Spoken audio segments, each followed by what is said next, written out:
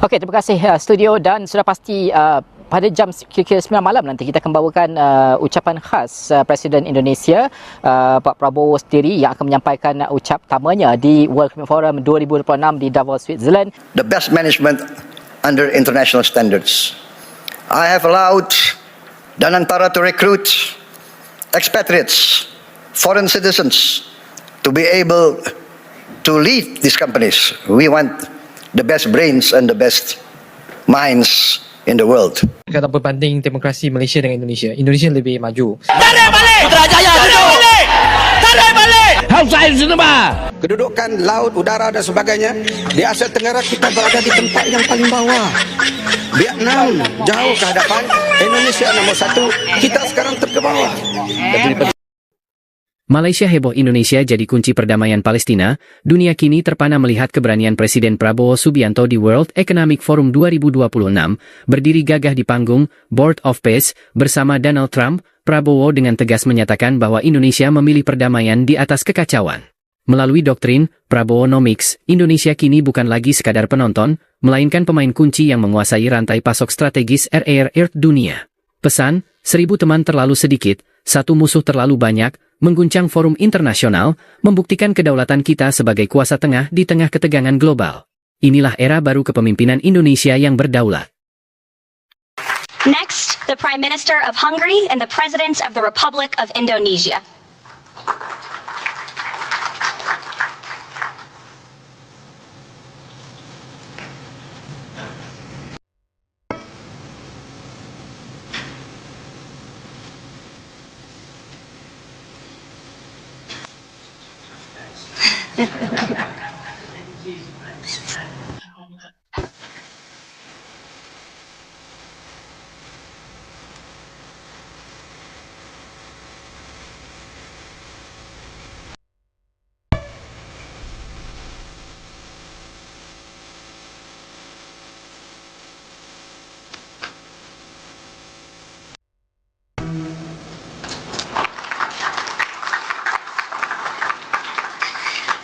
Next, the Deputy Prime Minister of the Kingdom of Jordan and the President of the Republic of Kazakhstan. Presiden Indonesia Prabowo Subianto akan menyampaikan ucap pertamanya di World Economic Forum pada 9 malam ini. Untuk jagaan ucap pertama tersebut, kita bersama editor kanan Najib Aruf. Okey, terima kasih studio, dan sudah pasti pada jam kira-kira 9 malam nanti kita akan bawakan ucapan khas Presiden Indonesia Pak Prabowo sendiri yang akan menyampaikan ucap pertamanya di World Economic Forum 2026 di Davos, Switzerland, dan kita jangkakan beberapa perkara akan disentuh. Yang paling utama adalah sebentar saja tadi baru saja berlangsung Board of Peace yang dipengerusikan oleh Donald Trump sendiri, yang mana Pak Prabowo sendiri berada di atas pentas yang sama. Kita sudah ketahui berita ini bahawa Indonesia juga di bawah kepimpinan Pak Prabowo telah pun menyertai Board of Peace ini, dan juga ini juga antara perkara yang akan dilihat, kerana pada akhirnya melihat kepada apa yang akan disentuh, kemungkinan dalam ucap pertama tersebut adalah pendekatan Indonesia dalam konteks global dan juga dialog global tersebut, multilateralism yang ingin diketengahkan oleh Indonesia sendiri, termasuk juga message non-alignment Indonesia dalam konteks sebuah negara yang mempunyai kepadatan penduduk ataupun penduduk yang ramai. Dan juga bukan itu saja, saya kira antara yang mungkin diketengahkan oleh Prabowo adalah soal mengurus ekonomi yang digelar termnya adalah Prabowonomics, dan juga hala tuju Indonesia dalam konteks tersebut dengan perubahan kepimpinan setiap kementerian di Indonesia. Kita mungkin menyaksikan bahawa cerita ini, naratif ini akan dimainkan juga dibawakan oleh Pak Prabowo sendiri dalam ucap pertamanya.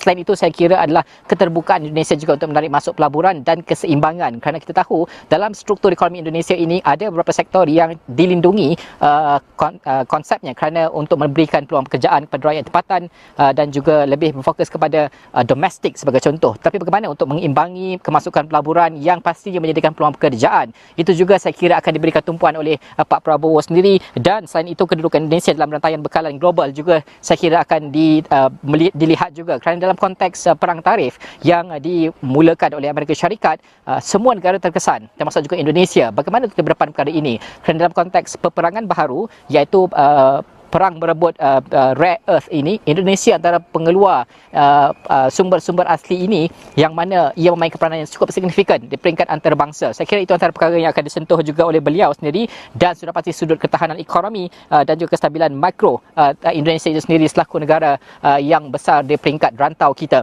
Dan kalau kita melihat kehadiran wakil delegasi dari rantau Asia Pasifik, ASEAN khususnya, yang paling besar adalah sudah pasti Pak Prabowo sendiri yang akan ada ucap pertama khas pada kali ini, dan juga Presiden Singapura juga bersama-sama setiap kali berlangsungnya Davos ataupun World Economic Forum, dan sudah pasti kita menantikan pada jam 9 malam nanti apakah butir bicaranya dalam ucapan tersebut yang akan mencerminkan perjalanan Indonesia dan rantau kita secara keseluruhannya dalam konteks dunia yang semakin berpecah, dan di mana kedudukan rantau Asia Tenggara selaku kuasa tengah dalam mengurus dan juga meniti titian halus yang kerap kali saya katakan tidak mudah untuk dilaksanakan. Itu semua kita akan rangkumkan dari masa ke masa, dan ucap pertamanya akan kita bawakan secara langsung pada jam 9 malam nanti. Kembali semula kepada rakan tugas di studio. Kalau berbanding demokrasi Malaysia dengan Indonesia, Indonesia lebih maju.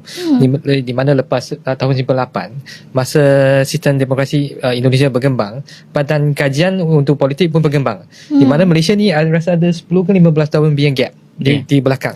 15 tahun gap? Ya. Wow. So masa tu Indonesia tu memang banyak kita memang ketinggalan, dan saya respect Indonesia dalam bab ini. Okey, kalau dulu kita katakan jiran kita ini Indonesia agak ketinggalan, tapi benda itu dah berlalu. Indonesia sekarang ini, you got my respect, memang dah jauh ke depan dari sudut teknologi, dari sudut pasaran, dari sudut ekonomi, dan even dari sudut politik pun lebih stabil daripada Malaysia. So kudos to Indonesia.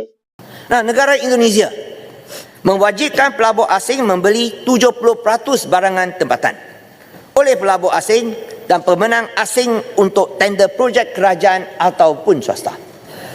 Saya mencadangkan 50% barangan tempatan mesti diperolehi daripada IKS tempatan demi melindungi peniaga tempatan, atau apa yang kita sebut bukan seekor naga tapi separuh ekor naga. 30 tahun akan datang, Malaysia adalah bentuk macam mana? Malaysia bentuk macam mana? Dulu kita Wawasan 2020, saya semasa di sekolah rendah, dimomokkan, diberikan pengharapan bahawasanya Wawasan 2020 begini caranya. Ada kereta api atas udara, ada penambahan dari segi pusat-pusat teknologi. Dan Alhamdulillah, walaupun tidak capai sepenuhnya, tetapi kita berada di pertengahan. Itu sebabnya Tuan Yang Pertua, saya minta sangat supaya kita betul-betul serius untuk melihat perancangan 30 tahun ke hadapan. Dulu kita ada di bawah yang amat berbahagia Datuk Seri Najib Tun Razak, Transformasi Nasional 2050. Tak apalah kalau tak nak continue pun nama tersebut, tetapi biarlah ada 30 tahun ke hadapan. Supaya apa? Supaya kita dapat beritahu kat mana kita punya goalpost, dekat mana arah tuju kita. Saya pergi dengan rakan-rakan, selepas di Lahad Datu kami naik bot pergi Nunukan. Kemudian kami naik bot pergi ke Tarakan, dan kami pergi kepada ibu kota Nusantara melihat perkembangan bagaimana perancangan Indonesia Emas 2045. Saya secara peribadi, Tuan Yang Pertua bimbang dengan kedudukan kita. Sekiranya kita tidak ada perancangan 30 tahun ke hadapan, kita nak selaraskan rancangan Malaysia ke-13 ni berasaskan apa? Sekiranya tidak ada, beritahu kami. Sekurang-kurangnya kami dapat menceritakan kepada generasi akan datang di mana arah tuju kita. Saya kira ini kesempatan bersejarah. Ini kesempatan bersejarah. Ini benar-benar peluang untuk mencapai perdamaian di Gaza. Yang jelas, penderitaan rakyat Gaza sudah berkurang, sangat berkurang. Bantuan-bantuan kemanusiaan begitu deras, begitu besar sudah masuk. Saya sangat berharap Indonesia siap ikut serta. Prabowo sukses membawa kedaulatan Indonesia memimpin diplomasi dunia yang paling disegani dan juga sangat berwibawa.